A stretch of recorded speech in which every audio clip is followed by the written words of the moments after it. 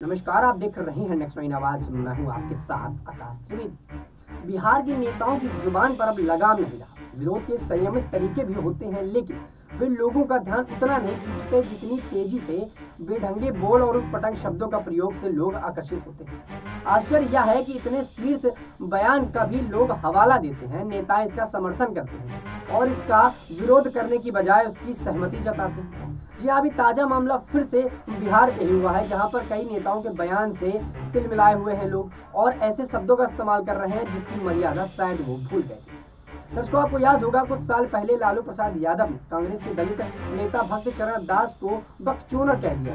लालू प्रसाद का ये भयानक बयान कांग्रेस के प्रभारी भक्त चरण दास के लिए बोला गया, जिसपे उन्होंने कहा था कि भाजपा के साथ आरजेडी का गठबंधन हो गया है। दूसरे प्रदेशों में लोग भले ही बकचोदर का अर्थ न समझते हैं, लेकिन बिहार के भोजपुरी अंचल के लोग इसका अर्थ ठीक से समझते हैं। दरअसल मूर्ख के अर्थ में इसका प्रयोग किया जाता है और भोजपुरी के कई इलाकों में होता है। ऊटपटांग बयानबाजी से कोई भी दल अछूता नहीं है, जिसे जो मन में आ रहा है बेधड़क बोल रहा है। न उसे अपने छवि की चिंता है, न सिद्धांत की वसूलों की, और न ही किसी से मतलब रह गया, और न ही व्यक्तिगत छवि की कोई चिंता है।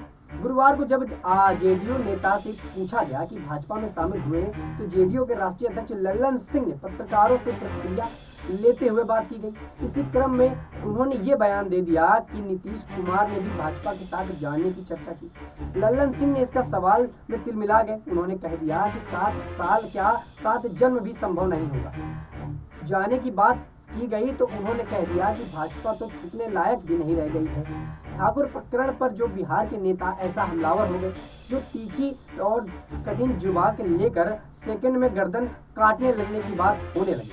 राजपूत नेताओं की छवि वाले आनंद मोहन मनोज झा की जीभ चीखने लगी और तेज चिल्लाने लगे। वहीं उनके बेटे और आरजेडी विधायक चेतन आनंद अपने ही सांसद दोगलापन से बचाने की सलाह दे रहे हैं। भाजपा विधायक राघवेंद्र प्रताप ने सेकंड में गर्दन काट लेने की बात कह दी। इसके लिए कोई अपनी पार्टी का नेता भी ख्याल नहीं रख पा रहा। दर्शकों, देखिए जिस प्रकार से इस वक्त माहौल चल रहा है, संसद के अंदर लोग कुछ भी बोल रहे हैं।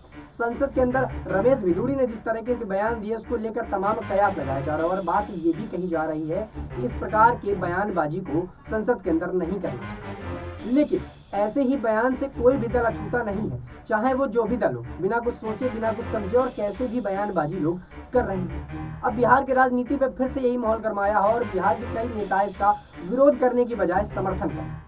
अब देखना ये होगा कि इस बयान से भाजपा पलटवार करती है नहीं, क्योंकि साफ तौर पर कह दिया कि भाजपा थूकने लायक भी नहीं है। मतलब भाजपा पार्टी पर थूकना भी पसंद नहीं करेंगे, ऐसी बातें चल।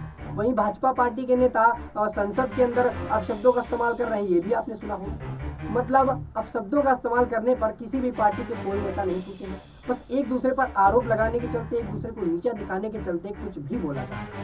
अब देखना ये होगा कि जिस प्रकार से रमेश भिदुड़ी के बयानों को लेकर चर्चा चल रही है कि उन पर केस होने चाहिए, क्या इस बार भी ऐसा ही होगा, यह देखने वाली बात है। फिलहाल के लिए इतना ही। देश दुनिया की तमाम खबरों से जुड़े रहने के लिए देखते रहिए नेक्स्ट नाइन आवाज।